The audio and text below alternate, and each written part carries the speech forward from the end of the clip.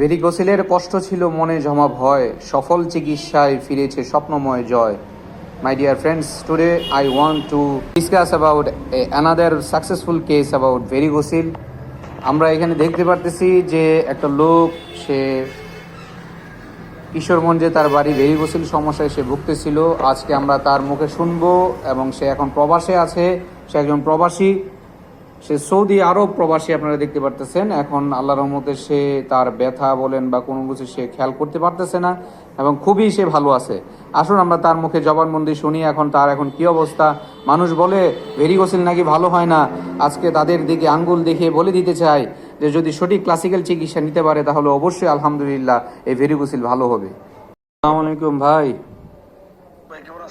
জি আলহামদুলিল্লাহ, আল্লাহ তাআলা ভালো রাখছে ভাই। তো আমরা আপনার কেসটা খুলছি, এবং এখানে আমরা যে সময় আপনার কেসটা নিয়েছিলাম তখন আপনার সমস্যা ছিল 15 বছর বয়স থেকে আপনার পেনিসের রগ ফোলা ছিল, এবং হস্তমৈথুন না করলে সমস্যাটা আপনার যে ভেরিকোসিলের সমস্যাটা বেড়ে যেত। রগের মধ্যে ব্যথা করতো, প্রথমে বাম পাশে ব্যথা, তারপর আস্তে আস্তে এটা ডান পাশে যাইতো। এখন মেডিসিন 1.5 মাস যাবত খাচ্ছেন। এখন আল্লাহর মতে কি অবস্থা বিস্তারিত বলেন আগে। এখন মেডিসিন যেদিন দেখাইছি আর আমরা 4-5 দিন পরে মানে কোনো ব্যথা নাই। আচ্ছা আচ্ছা, আলহামদুলিল্লাহ। তারপর এখন তো এই যে কন্টিনিউ, এখন আপনার বাংলাদেশের যে অবস্থা আর এনে যে গরম, জি আমরা যদি ওষুধ না খাইতাম তাহলে তো দিনের অবস্থা খারাপ হয়ে গেলে। আচ্ছা যাক, আলহামদুলিল্লাহ, আল্লাহ তাআলা হোমিওপ্যাথির বদৌলতে আপনাকে সুখ দিছে, প্রশান্তি দিছে, এটা আমার কোনো অবদান না। আমরা ক্লাসিক্যাল প্র্যাকটিস করি, হ্যানিম্যান যেভাবে বলে সেভাবে নিয়ম নীতি মেনে আমরা চিকিৎসা করলে অবশ্যই রোগী ভালো হবে।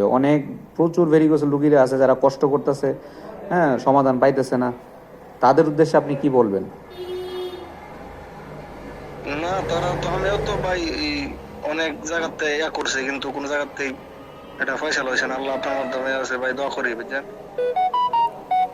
আচ্ছা যাক, তাদের জন্য শুভকামনা। এখন আমরা আপনার যে মেডিসিনটা চলতেছে, আপনি এখন বর্তমানে সৌদি আরব আছেন, এখন আপনার যে মেডিসিনটা চলতেছে সে অনুযায়ী আপনি 2 নাম্বার মেডিসিন শেষ করছেন।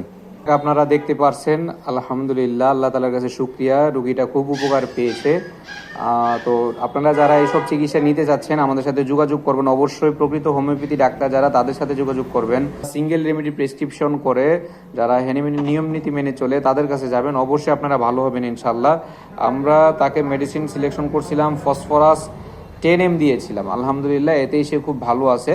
তো সকলের কাছে দোয়া রইল, দোয়া করবেন এর জন্য। আসসালামু আলাইকুম।